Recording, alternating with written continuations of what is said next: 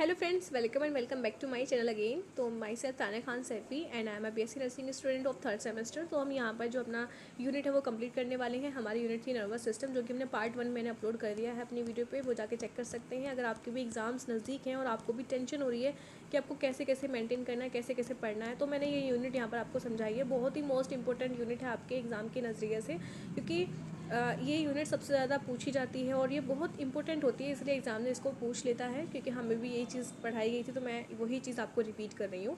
तो ऐसा ज़रूरी नहीं है कि मैं बोल रही हूँ और एग्ज़ाम में नहीं पूछा गया तो आप मुझे कल को बोलो कि दीदी ये तो आया ही नहीं था। तो इसलिए आपको पढ़ना तो सब चीज़ ज़रूरी है, जो चीज़ आपके सिलेबस में है वो आपको सब पढ़ना है, ठीक है। लेकिन ये जो यूनिट है यहाँ पर आपको बहुत ही ईजी से नोट्स मैंने यहाँ पर आपको बना कर दिए हैं। बहुत ही ईजी नोट्स हैं, तो इनको भी आप अपना कवर कर देना नोटबुक में। लेकिन ज़रूरी नहीं है कि आप इतना ही लिख कर आओ। अगर आपका लॉन्ग में क्वेश्चन आता है तो आप उसको प्लीज़ डिस्क्राइब करके थोड़ा सा लेंथी करके लिख देना। हमारी जो पहली वीडियो थी हमारी यहाँ पर कंप्लीट हो गई थी हिंड ब्रेन तक, ठीक है। हमें लास्ट पार्ट हमने पढ़ लिए थे ब्रेन के जितने भी। मैं एक बार शुरू से रिवाइज़ कर देती हूँ, 1 मिनट के अंदर मैं पूरी यूनिट को रिवाइज़ करवा देती हूँ आपको, मतलब जहाँ तक मैंने पार्ट 1 में पढ़ाई थी। हमने पहले नर्वस सिस्टम का इंट्रोडक्शन पढ़ा था, ठीक है। और यहाँ पर हमने डेफिनेशन पढ़ी थी, ठीक है, कि क्या होता है नर्वस सिस्टम। हमारे बॉडी ऑर्गन्स को कंट्रोल करके रखता है, और जो सेंसरी ऑर्गन्स होते हैं उनका जो भी रिसेप्टर्स होते हैं उनको ब्रेन तक पहुँचाता है। ये आपने नोट्स में नोट डाउन कर लेना, ठीक है। ये फंक्शन होते हैं इसके, जितने भी यहाँ पर लिखे हुए हैं सारे फंक्शन होते हैं। सुनना, देखना, अपने हाथ को हिलाना, या फिर अपना कमांड्स भेजना हमारी मसल्स को, ग्लैंड्स को, सोचना, याद करना, ये सारे किसके के काम होते हैं, हमारे नर्वस सिस्टम के। इसके कुछ डिवीजन्स होते हैं, यानी कि हमारे जो पार्ट्स होते हैं वो 2 पार्ट में डिवाइड होता है, सेंट्रल नर्वस सिस्टम और पेरिफेरल। तो यहाँ पर आपने नर्वस सिस्टम यानी कि 2 पार्ट में डिवाइड हुआ। यहाँ पर आपने जो ये अपना पूरा टेबल था वो मैंने आपको समझा दिया था। एक बार फिर से समझा देती हूँ मैं आपको। सेंट्रल नर्वस सिस्टम और पेरिफेरल नर्वस सिस्टम, ये आपके नर्वस सिस्टम के 2 पार्ट होते हैं। ब्रेन एंड स्पाइनल कोड आपकी जो है फर्स्ट पार्ट यानी कि सेंट्रल नर्वस सिस्टम का पार्ट होता है। और पेरिफेरल नर्वस सिस्टम के इसमें आपको क्या मिलता है, cranial nerves and spinal nerves मिलती हैं। यही आपके फर्दर डिवाइड होते हैं आपके 2 पार्ट में, ऑटोनॉमिक नर्वस सिस्टम और somatic nervous system. Autonomic nervous system that means आपका इनवॉलंटरी मसल्स, यानी कि आपके बॉडी के आपके वो मसल्स जो कि इनवॉलंटरी वर्क करती हैं, यानी कि जिनको आप कंट्रोल नहीं करते हो, वो प्रॉपर वर्क करती रहती हैं आपके बिना चाहते हुए भी। Somatic nervous system that means वो मसल्स जो आपके इच्छा अनुसार आप जब आप चाहेंगे वो तभी वर्क करेंगी, ठीक है। जैसे कि आपके हाथ हैं, पैर हैं, आपका खाना है, पीना है, वो सब चीज़ें, ठीक है। तो आपकी जो ऑटोनॉमिक नर्वस सिस्टम है, यानी कि आपके इनवॉलंटरी जो मसल्स हैं, नर्वस सिस्टम है आपका इनवॉलंटरी, वो आपका 2 पार्ट में डिवाइड हो जाएगा, ठीक है। इनवॉलंटरी तो आप जानते होंगे, इनवॉलंटरी डेट मीन्स जो आप जिन चीज़ों को आप खुद से कंट्रोल नहीं कर सकते, ठीक है, वो प्रॉपर वर्क करती रहती हैं फिर भी आपके बिना चाहते हुए भी। जैसे कि आपके इंटरनल ऑर्गन्स हो गए, क्योंकि उनको आप खुद से मेंटेन नहीं करते हो, खुद से वर्क करने के लिए नहीं बोलते, वो प्रॉपर वे में अपना वर्क करते रहते हैं। जैसे कि आपका फूड का डाइजेशन है, आपकी इंटेस्टाइन है, आपका लीवर है, आपका हार्ट है, आपके लंग्स हैं, वो आपके बिना चाहते हुए प्रॉपर वर्क करते रहते हैं।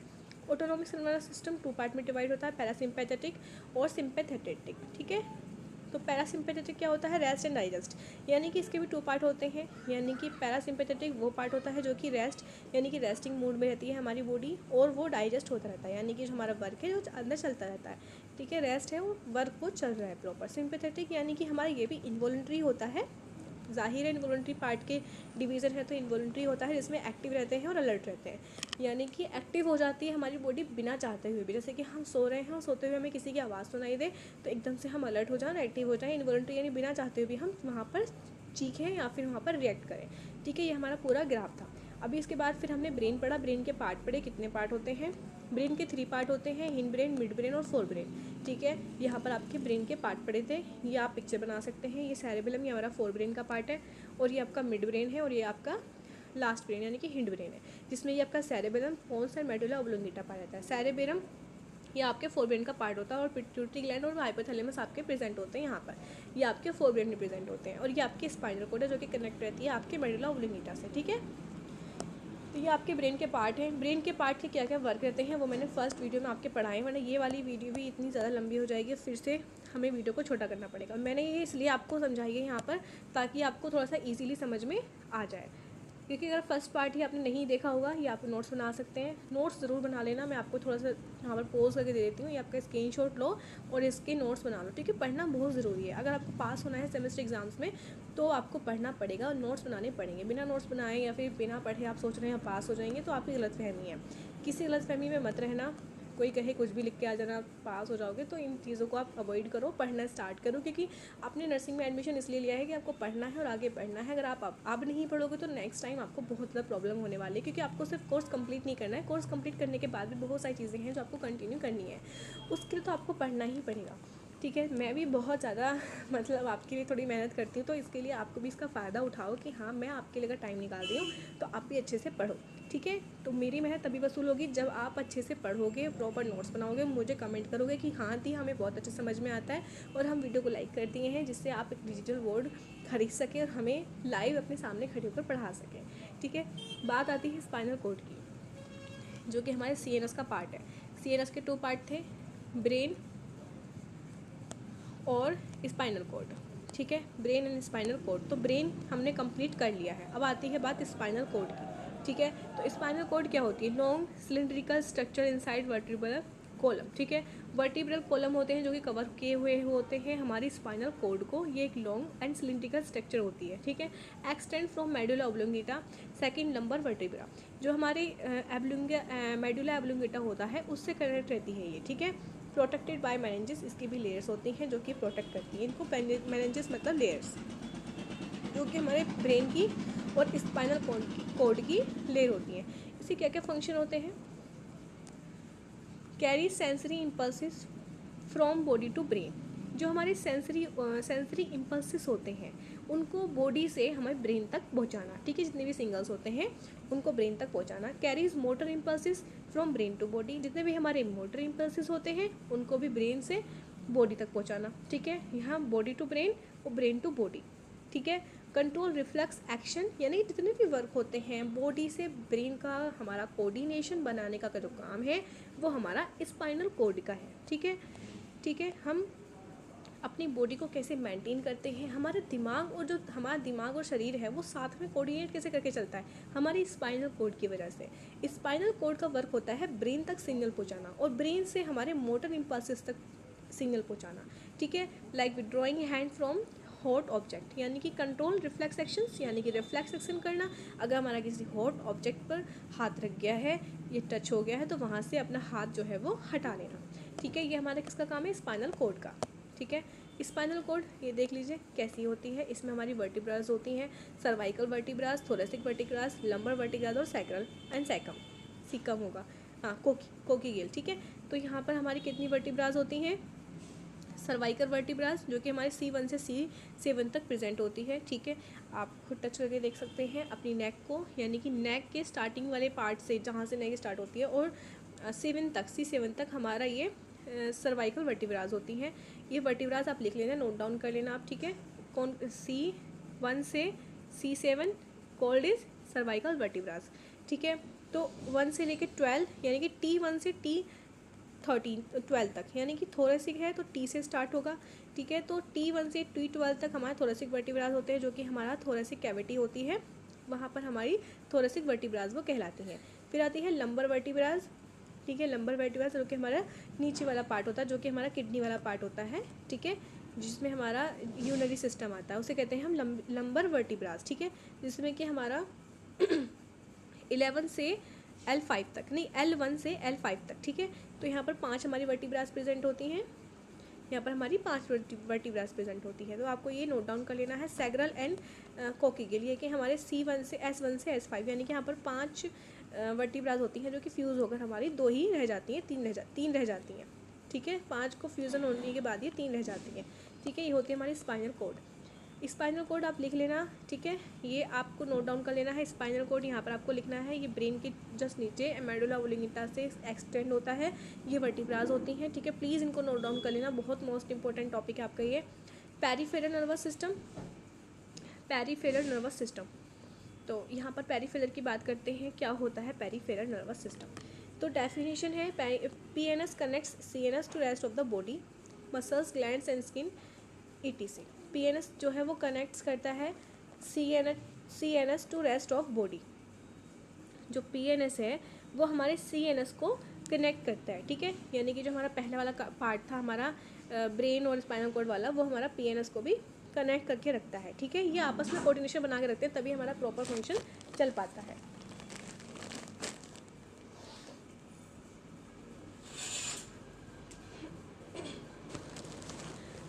इसमें हमारी जो नर्व्स हैं, हमने पहले ही पढ़ा था कि हम पीएनएस में नर्व्स पढ़ेंगे। तो जो हमारी क्रेनियल नर्व्स हैं, तो क्रेनियल नर्व्स हैं वो कितनी होती हैं, ठीक है। तो क्रेनियल नर्व्स हमारी कितनी प्रेजेंट होती हैं यहाँ पर हम पढ़ने वाले हैं। तो क्रेनियल नर्व्स हमारी 12 प्रेजेंट होती हैं फ्रॉम ब्रेन, ब्रेन से स्टार्ट होती हैं क्रेनियल नर्व्स, ठीक है। तो यहाँ पर हम देखेंगे क्रेनियल नर्व्स कौन कौन सी होती हैं। स्पाइनल नर्व्स हमारी 31 होती हैं, ठीक है। तो 31 पेयर्स और 12 पेयर्स। क्रेनियल नर्व्स हमारी 12 पेयर्स होती हैं और स्पाइनल नर्व्स हमारी 31 पेयर्स होती हैं। तो जो क्रेनियल नर्व्स होती हैं वो हमारे ब्रेन से स्टार्ट होती हैं, और जो स्पाइनल नर्व्स होती हैं वो हमारी स्पाइनल कोड से स्टार्ट होती हैं, ठीक है। ब्रेन हमने पढ़ लिया, स्पाइनल कोड हमने पढ़ ली। क्रेनियल नर्व्स हमारे ब्रेन से स्टार्ट होंगी, स्पाइनल नर्व्स हमारी स्पाइनल कोड से स्टार्ट होंगी। बिल्कुल सिंपल है, ये याद रखना है।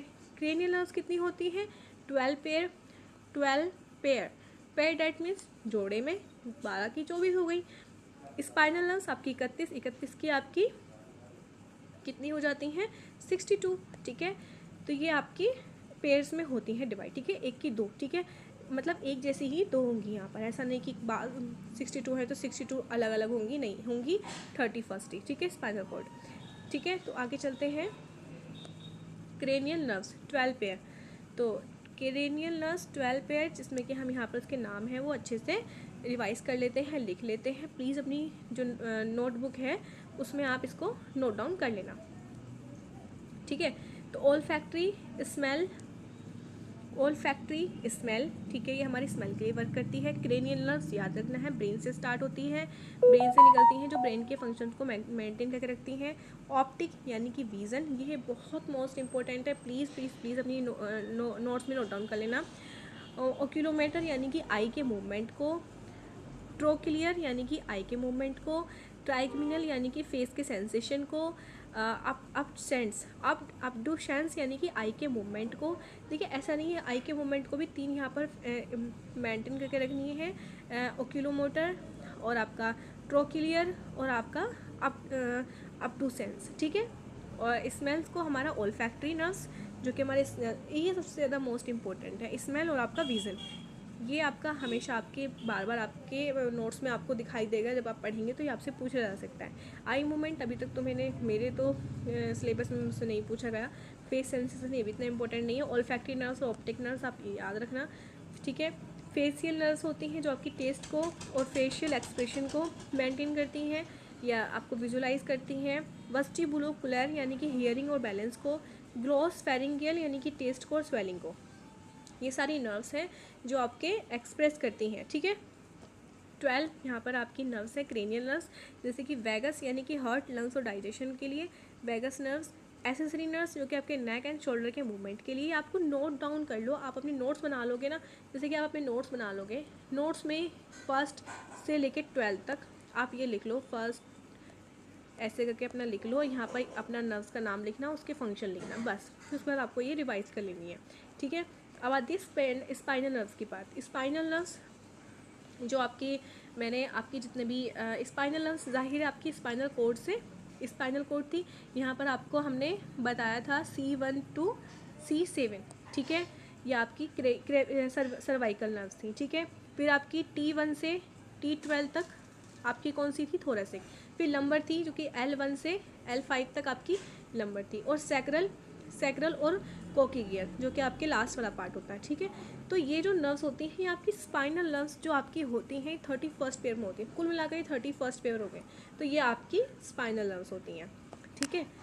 ये आप पूरा अपना नोट्स बना सकते हो, वीडियो ज़्यादा लंबा हो जाएगा, इसका स्क्रीनशॉट ले लो, ठीक है।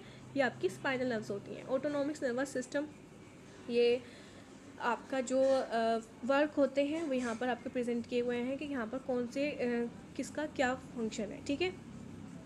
तो मैंने पहले ही आपको बताया था, ऊपर ही मैं आपको समझा चुकी हूँ, एक जो टेबल बताई थी उसमें कि ऑटोनॉमिक नर्वस सिस्टम क्या होता है, जो कि आपका इनवॉलंटरी मसल्स होती हैं, जो कि इनवॉलंटरी आपको मेंटेन करके रखती है। इनवॉलंटरी पहले ही मैंने आपको बहुत ज़्यादा इसको समझा दिया है आपको ऊपर, जो कि हमारी हार्ट रेट होती है, डाइजेशन होता है, रेस्पिरेशन होता है, ग्लैंड्स होते हैं, ये आपके इनवॉलंटरी एक्टिविटीज़ होती हैं जो कि आप खुद से मेंटेन नहीं करते हो, ठीक है, वो ऑटोमेटिक चलती रहती हैं, ठीक है। सिंपैथेटिक सिस्टम, फाइट और फ्लाइट, ठीक है। सिंपैथेटिक यानी कि पैरासिम्पैथेटिक और सिंपैथेटिक, यहाँ पर हमने 2 पार्ट उसके पढ़े थे। तो इसमें यहाँ पे increase heart rate, fight and flight यानी कि जब हम एकदम से एक्शन लेते हैं इनवॉलेंट्री में एक्शन लेते हैं, हमारी जो मसल्स होती हैं वो एकदम से एक्टिव हो जाती हैं। ये हमारे एएनएस का पार्ट है। इंक्रीज हार्ट रेट, हमारी एकदम से धड़कन बढ़ जाएगी। डायलेट्स प्यूपिल, हमारी आंखें एकदम से फैल जाएंगी, हम किसी भूत को देख लें जैसे, है ना, तो हमारी आंखें फैल जाएंगी। डिक्रीजेज डाइजेशन, हमारा जो डाइजेशन है वो एकदम से घट जाएगा, यानी कि हमारा जो एसिड है वो ज़्यादा बनने लगेगा, वो हमारा इनवॉलेंट्री में आता है। ठीक है, इसके 2 पार्ट होते हैं इनवॉलेंट्री के, सिंपैथेटिक और पैरासिम्पैथेटिक। रेस्ट एंड डाइजेस्ट, ये हमारा रेस्ट वाला पार्ट होता है, जिसमें कि स्लो हार्ट रेट रहेगी, कॉन्स्ट्रिक्ट प्यूपिल रहेंगे और इंक्रीज डाइजेशन, यानी कि सब कुछ इसमें रेस्ट में चलता रहेगा बहुत ही प्रॉपर वे में। बैलेंस बिटवीन बोथ, इसे कहते हैं होम्योस्टेसिस। होम्योस्टेसिस यानी कि बैलेंस, दोनों के बीच में बैलेंस बना के रखना, इसे कहते हैं होम्योस्टेसिस। ठीक है,